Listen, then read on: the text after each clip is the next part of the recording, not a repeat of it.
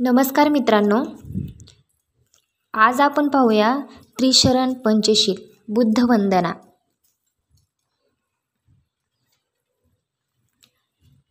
नमो तस्स भगवतो अरहतो सम्मा संबुद्धस्स।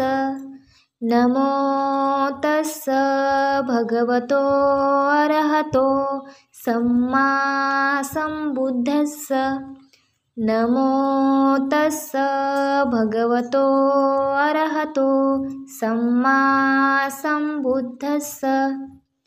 बुद्धं शरणं गच्छामि, धम्मं शरणं गच्छामि, संघं शरणं गच्छामि।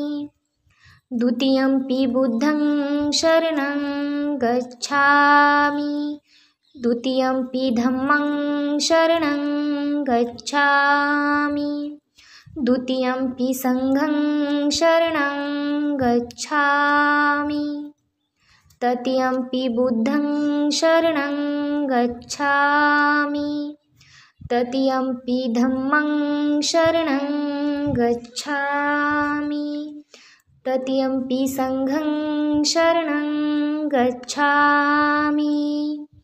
पानातिपाता वेरमणि सिक्खापदं समादियामि। आदिन्नदाना वेरमणि सिक्खापदं समादियामि। कामेषु मिच्छाचारा वेरमणि सिक्खापदं समादियामि। मुसावादा वेरमणि सिक्खापदं समादियामि। सुरामेरयमज्जपमादठाना वेरमणि सिक्खापदं समादियामि। साधु साधु साधु।